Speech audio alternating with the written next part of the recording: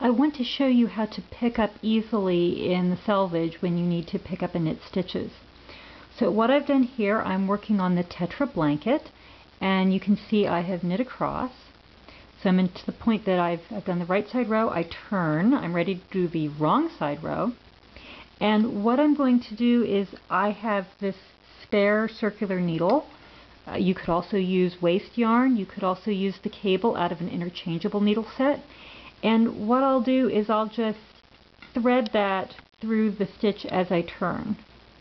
So you see I just place it there and then wrap around, and then I would knit the stitch and keep going. And here's what that looks like. You can see that these edges are now picked up, and look at this, because in garter stitch you typically knit up one stitch for every ridge, and that's exactly what you get, glee. So that works really well for garter stitch. Now what I've done on the Tetra blanket is I sort of knit into the back of these, so I kind of came at it like that is how I knit it up, and let me show you what that looks like. It looks like this. So you can see it's just the teensiest bit decorative, so you can do that.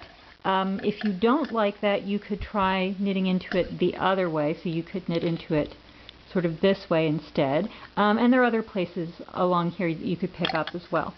So the trick, of course, though, is that by having this edge threaded, you can see the architecture really clearly. You can pick up consistently in whichever location you choose, and it makes things much easier. So if you have to pick up on a selvage edge, get yourself a spare needle or some waste yarn and plan accordingly to make things easy.